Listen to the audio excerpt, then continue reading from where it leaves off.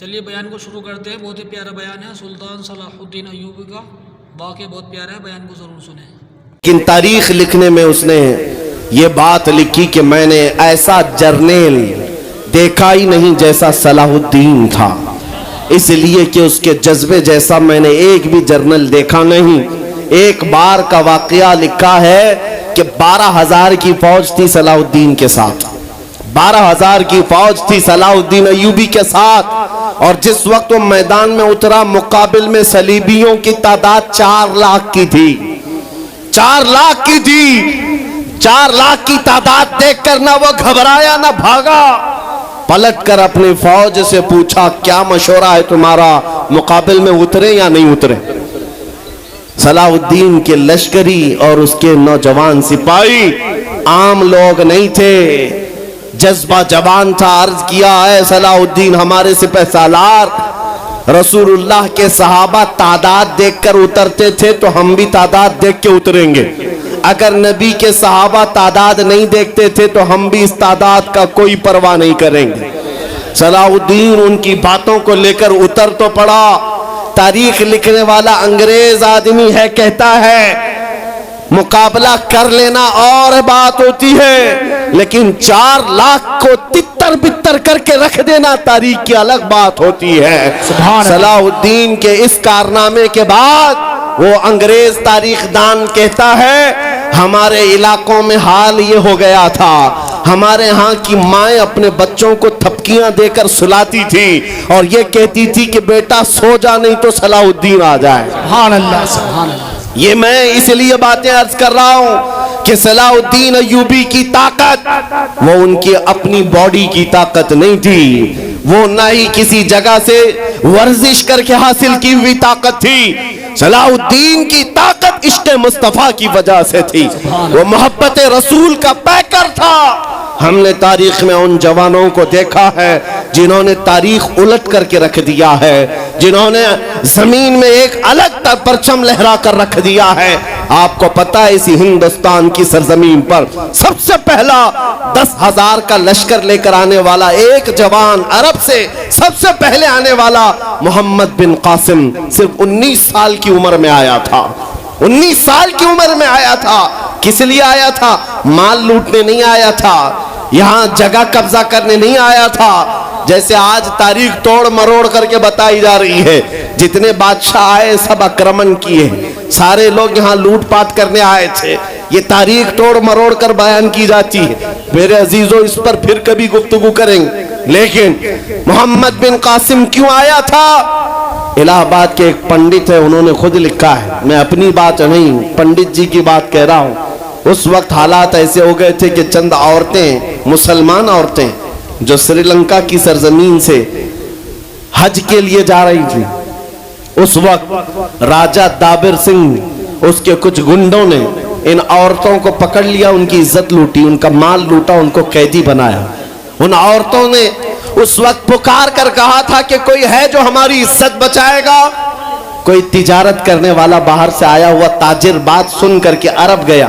عرب میں جا کر گورنر جو تھا اس کے سامنے واقعہ بیان کر رہا تھا. 19 سال کا جوان محمد بن قاسم وہاں سے گزر رہا تھا. اس نے اتنا واقعہ سنا کہ ہند کی سرزمین پر کچھ ہماری بہنوں کی عزت لوٹی جا رہی ہے. وہیں کھڑے ہو کر اس نے کہا لبیک یا اختی, اے میری بہن میں تیری عزت کی حفاظت کے لیے آ رہا ہوں. وہاں سے پکارا اپنے چچا جو گورنر تھا اس وقت, اس سے 10,000 کا لشکر لے کر کے سب سے پہلے یہاں آنے والا محمد بن قاسم کس لیے آیا تھا؟ مال لوٹنے کے لیے نہیں, عورتوں کی عزت بچانے کے لیے آیا تھا. ہندوستان کی سرزمین پر قدم رکھا اور اس کے بعد سامنے مقابل میں فوراً جنگ کے لیے نہیں آیا. کہا کہ جن عورتوں کو قیدی بنایا وہ چھوڑ دو, جو حج کے لیے جا رہی تھی انہیں آزاد کر دو, اور دوسری بات جنہوں نے گنڈا گردی کی ہے انہیں پکڑو اور جیل میں ڈالو. راجہ کو گھمنڈ تھا, اس نے انکار کیا تو محمد بن قاسم نے کہا چلو آؤ محمد عربی کے شیروں سے مقابلہ ہو جائے. 3 دن کا مقابلہ ہوا تھا, نہ راجہ بچا نہ باجا بچا, سارے ہزارے ادھر سے ادھر ہو گئے اور محمد بن قاسم کا پرچم لہرایا. میرے عزیزوں عورتوں کی عزت کا محافظ 19 سال کا جوان تھا, जिसने आते ही औरतों की इज्जत भी बचाई और मेरे दीन का परचम भी लहराया। मैं आज पूछता हूं हमारी उम्रें कितनी हो गई, कई जवान 25 साल 30 साल क्रॉस कर चुके, आज बहुत सारी औरतों की इज्जतें जब लूटी जाती हैं, तुम तो मोबाइल में देख देख करके शेयर कर देते हो, वीडियो इधर से उधर फैला देते हो और उसके बाद समझते हो हम बहुत बड़ा काम कर रहे हैं। हर कोई यही कहता है सबको शेयर करो, सबको शेयर करो, काहे के लिए शेयर करो? मेरे अजीजों, ये कौन सी जंग लड़ रहे हो? व्हाट्सएप मोबाइल की जंग लड़ रहे हो? तुम्हारे अंदर अगर गैरत बाकी है तो मेरे अजीजों, किसी की इज्जत लुटते हुए देखकर तुम तमाशा नहीं कर सकते। ईमान बेदार करो, ईमान बेदार करो।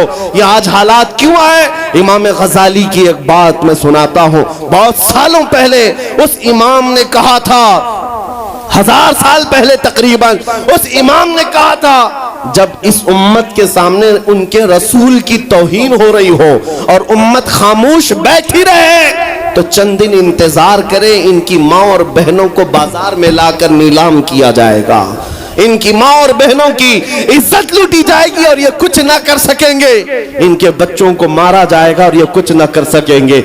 मैं आज महसूस कर रहा हूँ हुजूर की गुस्ताखी पर और तौहीन पर खामोश रहने का नतीजा ये है कि अब हमारे घर भी सलामत नहीं रहेंगे। लोग आज चीख रहे हैं, मस्जिदें वीरान हो गई, मस्जिदें टूट रही हैं, खानकाहें टूट रही हैं, न जाने कितने मज़ारात बिल्डोजर से खत्म किए जा रहे हैं। ये तमाम बातें अपनी जगह पर। मैं आपसे पूछता हूं, जाने ईमान रसूलुल्लाह तरह चल तो नहीं सका, लेकिन खुद कैसे चलता था ये भी भूल गया, और मैं उसको थोड़ा बदल करके अपनी कौम के लिए कहता हूं, शेर चला कुत्ते की चाल और अपनी चाल भूल गया। अल्लाह ने तुम्हें मोहम्मद अरबी का शेर बनाकर पैदा किया। हकीकी बात है ये मेरे अजीजों, हकीकी बात है। एक जिनके यहां कीड़े बहुत ज्यादा होते हैं, वो मेरे साथ छेड़खानी कर रहे थे। 2 दिन कबल की बात है, मैंने किसी जगह तकरीर किया तो मुझे छेड़खानी कर रहे थे। हमारे दीन से कोई ताल्लुक नहीं। मैंने किसी छोटे दज्जाल के बारे में कहा तो उन्हें बड़ी लग गई थी। आज की तकरीर फिर वो सुन रहा होगा, साहब मैं कहता हूं, मुझे उन्होंने मैसेज में कहा है, गोश्त खोर मौलाना, गोश्त खोर मौलाना, गोश्त खाते हैं और स्टेजों पर चिल्लाते हैं। मैंने जवाब में कहा, अल्लाह का बड़ा शुक्र है गोबर खोर तो नहीं है, अल्लाह का बड़ा शुक्र है हम गोबर को कोहे नूर कहने वाले तो नहीं है। अल्लाह ने दूध पीने वाली कौम में पैदा किया है, पेशाब पीने वाली में नहीं। नारे तकबीर, नारे रिसालत, नारे हैदरी। मेरे अजीजों, ये कोई बात लतीफे की नहीं है और न ही छेड़खानी की बात है। मैं उनसे कहता हूं, हमें छेड़ो मत, हम अपने नबी की बात करते हैं, हम अपने नबी की बात करते हैं, और जहां फिर तुम छेड़ोगे तो फिर हम अपने तौर पर जवाब भी देते रहेंगे इंशाअल्लाह। इसलिए कि अपनी अपनी किस्मत की बात है। मुझे गोश्त खोर मौलाना कह रहे हो और खुद की हालत मालूम नहीं है।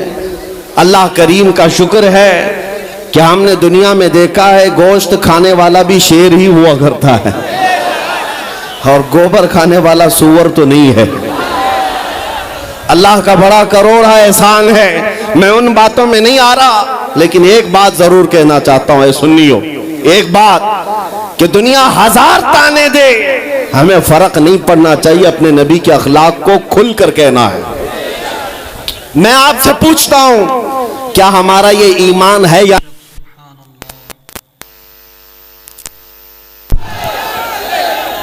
हेलो हेलो, हमारा ये ईमान है या नहीं कि मेरा खुदा सच्चा है, बेशक हमारा नबी सच्चा है, हमारा दीन सच्चा है, कुरान सच्चा है। जब तुम्हारा यकीन है कि मेरा खुदा सच्चा, मेरा दीन सच्चा, मेरा कुरान सच्चा, मेरा नबी सच्चा, तो फिर मेरे अजीजों सर झुकाकर नहीं, सर उठाकर जियो। बेशक सुभान अल्लाह। और تمہیں حضور اکرم صلی اللہ تعالیٰ علیہ وسلم کے اخلاق پر کبھی شرم نہیں آنی چاہیے.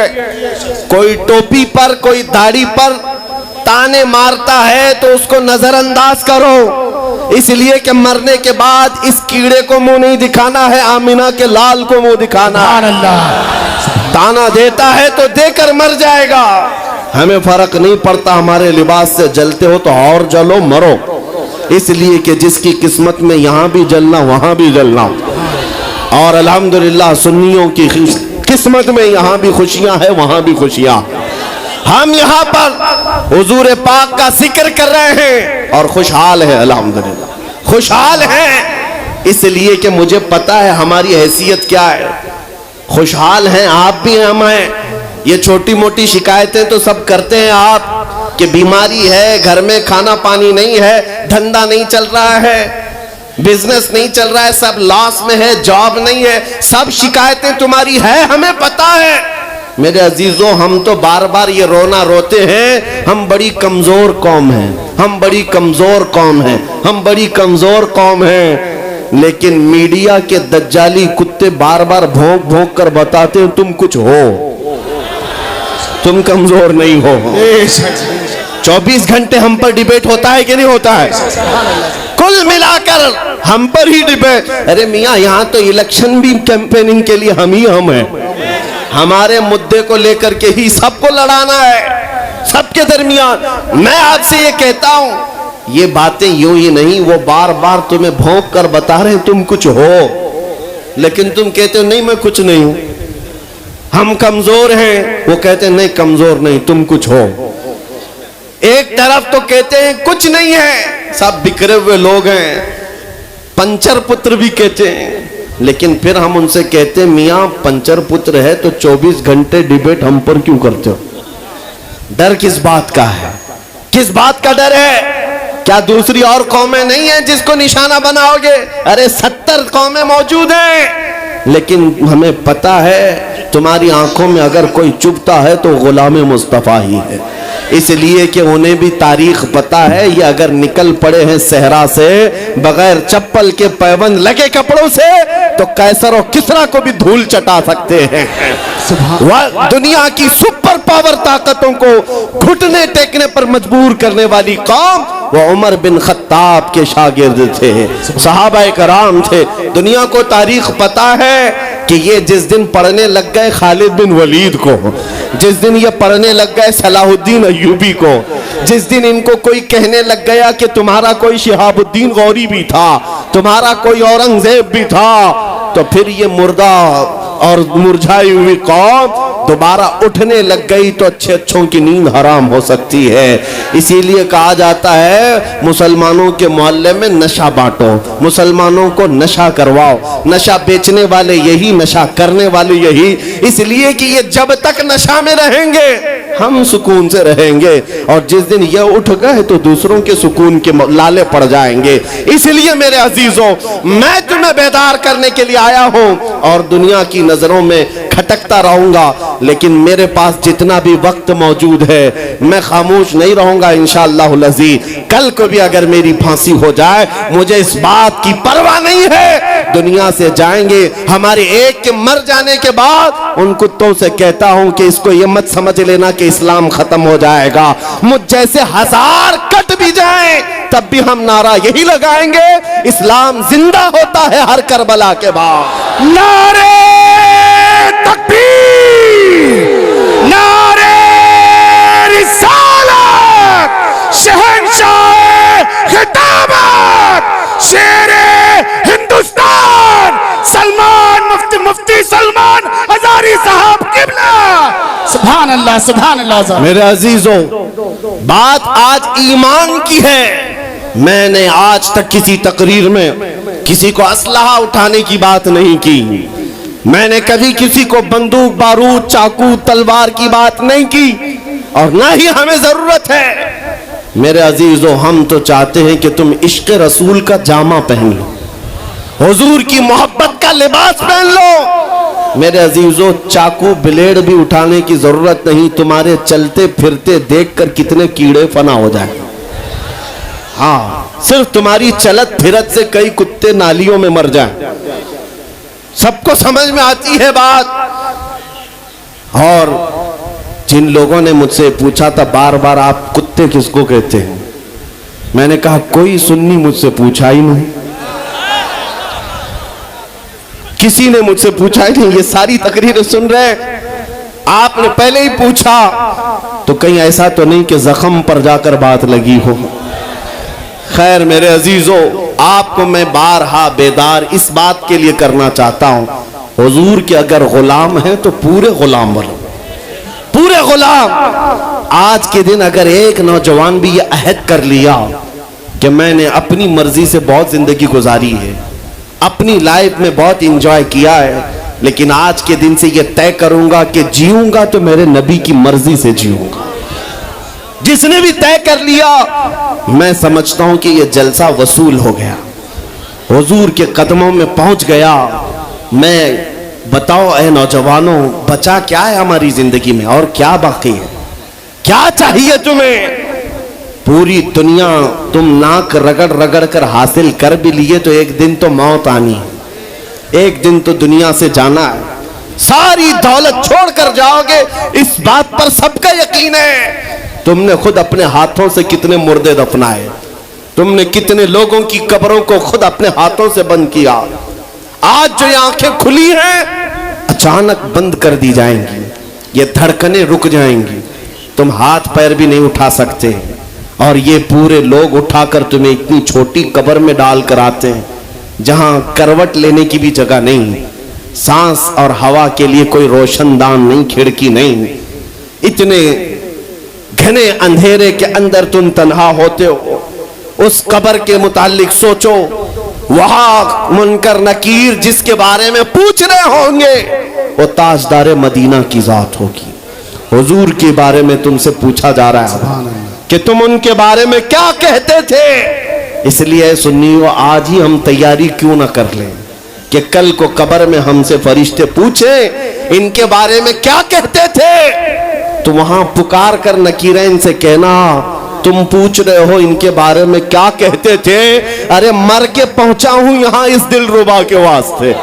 سبحان اللہ, سبحان اللہ. مر کے پہنچا ہوں یہاں اس دل ربا کے واسطے. ہے شب گور بھی اسی گل سے ملاقات کی رات. عزیزان گرامی وقار, آج لے ان کی پناہ, آج مدد مانگ ان سے, کل نہ مانیں گے قیامت میں اگر مان گیا. صرف میں تمہارے ان اخلاق کی بات کر رہا ہوں, بڑے درد دل سے کہہ رہا ہوں. آ جاؤ واپس اس نقطے پر جہاں میرے نبی نے ہمیں چھوڑا تھا, آ جاؤ اس راستے پر جس پر چلنے والوں پر اللہ نے انعام نازل کیا ہے. آپ کو پتا ہے وہ صحابہ کرام, تابعین اور اولیاء کاملین کا راستہ تھا کہ جن کے بارے میں اقبال نے کہا, دی اذانیں کبھی یورپ کے کلیساؤں میں تو کبھی افریقہ کے تپتے ہوئے صحراؤں میں, دشت تو دشت ہے دریا بھی نہ چھوڑے ہم نے, بحر ظلمات میں دوڑا دیے گھوڑے ہم نے, آ گیا عین لڑائی میں گر وقت نماز, قبلہ روحوں کے زمین بوس ہوئی قوم حجاز. ایک ہی صف میں کھڑے ہو گئے محمود و ایاز, نہ کوئی بندہ رہا نہ کوئی بندہ نواز. یہ ہماری تاریخ تھی, یہ ہماری تاریخ تھی, محمد عربی صلی اللہ تعالیٰ علیہ وسلم کے غلاموں کی تاریخ تھی. وہ جس جگہ جاتے تھے پرچم اسلام لہراتے تھے, جہاں چل پڑے ہواؤں کا رخ موڑ دیا, آندھیوں کو توڑ دیا, سمندروں میں راستہ بنا لیا, ارے دریائے دجلہ میں گھوڑے دوڑا دیے. یہ نبی پاک کے غلام تھے, دنیا ان سے خوف زدہ تھی. کیا تھا ان کا نعرہ؟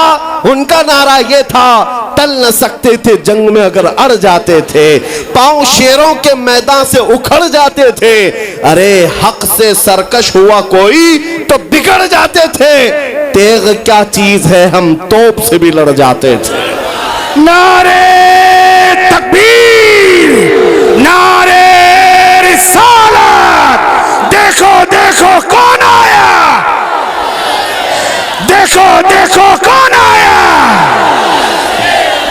توجہ کی بات ہے, ہم اس قوم کے وارثین میں سے ہیں دنیا جن کی تاریخ جانتی ہے. آپ کو پتا ہے انگریز تاریخ دان ہے, انگریز ہے, اس کا کوئی تعلق میرے دین سے نہیں, لیکن تاریخ لکھنے میں اس نے یہ بات لکھی کہ میں نے ایسا جرنیل دیکھا ہی نہیں جیسا صلاح الدین تھا، اس لیے کہ اس کے جذبے جیسا میں نے ایک بھی جرنل دیکھا نہیں۔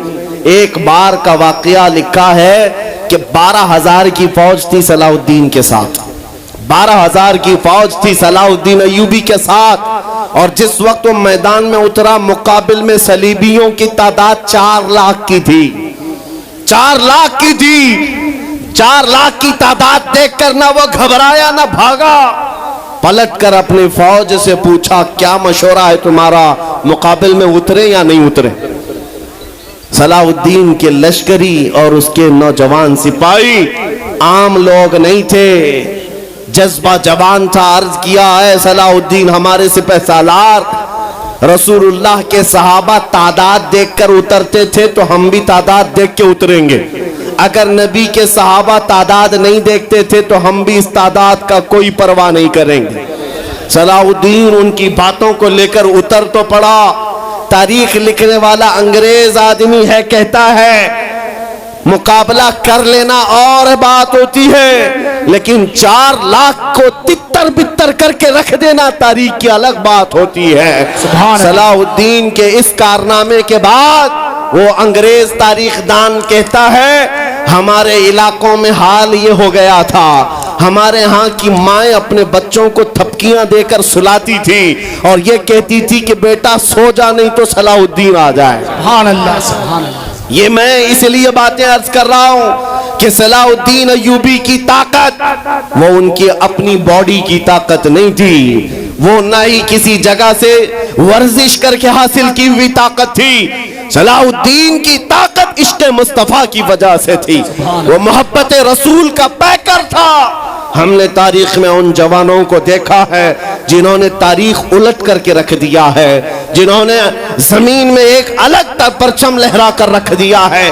آپ کو پتہ ہے اسی ہندوستان کی سرزمین پر سب سے پہلا 10,000 کا لشکر لے کر آنے والا ایک جوان عرب سے سب سے پہلے آنے والا محمد بن قاسم صرف 19 سال کی عمر میں آیا تھا، 19 سال کی عمر میں آیا تھا۔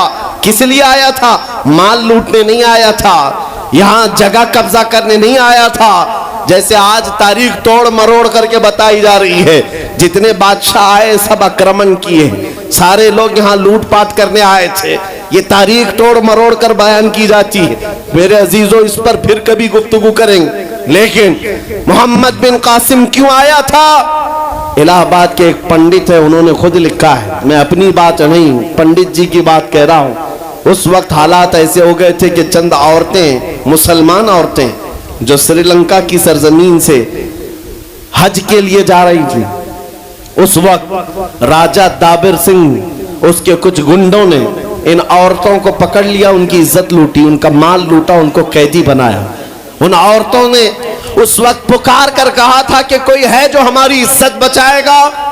کوئی تجارت کرنے والا باہر سے آیا ہوا تاجر بات سن کر کے عرب گیا، عرب میں جا کر گورنر جو تھا اس کے سامنے واقعہ بیان کر رہا تھا۔ 19 سال کا جوان محمد بن قاسم وہاں سے گزر رہا تھا، اس نے اتنا واقعہ سنا کہ ہند کی سرزمین پر کچھ ہماری بہنوں کی عزت لوٹی جا رہی ہے۔ وہیں کھڑے ہو کر اس نے کہا لبیک یا اختی، اے میری بہن میں تیری عزت کی حفاظت کے لیے آ رہا ہوں۔ وہاں سے پکارا اپنے چچا جو گورنر تھا اس وقت، اس سے 10,000 کا لشکر لے کر کے سب سے پہلے یہاں آنے والا محمد بن قاسم کس لیے آیا تھا؟ مال لوٹنے کے لیے نہیں، عورتوں کی عزت بچانے کے لیے آیا تھا۔ ہندوستان کی سرزمین پر قدم رکھا اور اس کے بعد سامنے مقابل میں فوراً جنگ کے لیے نہیں آیا، کہا کہ جن عورتوں کو قیدی بنایا وہ چھوڑ دو، جو حج کے لیے جا رہی تھی انہیں آزاد کر دو، اور دوسری بات جنہوں نے گنڈا گردی کی ہے انہیں پکڑو اور جیل میں ڈالو۔ راجہ کو گھمنڈ تھا، اس نے انکار کیا تو محمد بن قاسم نے کہا چلو آؤ محمد عربی کے شیروں سے مقابلہ ہو جائے۔ 3 دن کا مقابلہ ہوا تھا، نہ راجہ بچا نہ باجا بچا، سارے ہزارے ادھر سے ادھر ہو گئے اور محمد بن قاسم کا پرچم لہرایا۔ میرے عزیزوں عورتوں کی عزت کا محافظ 19 سال کا جوان تھا، جس نے آتے ہی عورتوں کی عزت بھی بچائی اور میرے دین کا پرچم بھی لہرایا۔ میں آج پوچھتا ہوں ہماری عمریں کتنی ہو گئیں، کئی جوان 25 سال 30 سال کراس کر چکے، آج بہت ساری عورتوں کی عزتیں جب لوٹی جاتی ہیں، تم تو موبائل میں دیکھ دیکھ کر کے شیئر کر دیتے ہو، ویڈیو ادھر سے ادھر پھیلا دیتے ہو اور اس کے بعد سمجھتے ہو ہم بہت بڑا کام کر رہے ہیں۔ ہر کوئی یہی کہتا ہے سب کو شیئر کرو، سب کو شیئر کرو، کائے کے لیے شیئر کرو؟ میرے عزیزو یہ کون سی جنگ لڑ رہے ہو؟ واٹس ایپ موبائل کی جنگ لڑ رہے ہو؟ تمہارے اندر اگر غیرت باقی ہے تو میرے عزیزو کسی کی عزت لٹتے ہوئے دیکھ کر تم تماشا نہیں کر سکتے۔ ایمان بیدار کرو، ایمان بیدار کرو۔ یہ آج حالات کیوں آئے؟ امام اللہم صلی علی سیدنا و شفیعنا و حبیبنا و کریمنا و ملجانا و مأوانا محمد صلی اللہ علیہ وآلہ وسلم۔ ایک مرتبہ اور پڑھی، اللہم صلی علی سیدنا مولانا محمد النبی الأمی وعلا آلہ و اصحابہ و بارک وسلم، صلاۃ و سلام علیک یا رسول اللہ صلی اللہ علیہ وآلہ وسلم۔ نعت پاک کی چند اشعار سماعت فرمائیں۔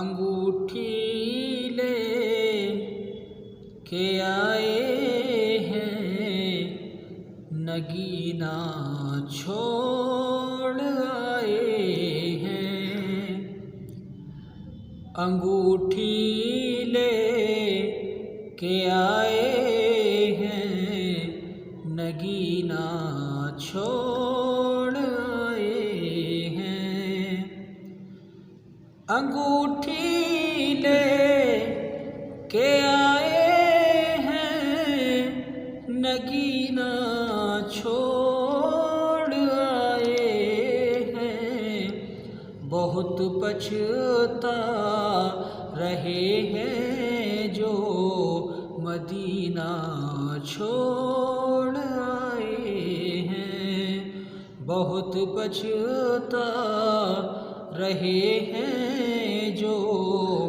مدینہ چھوڑ آئے ہیں، انگوٹھی لے کے آئے ہیں، نگینہ چھوڑ آئے ہیں،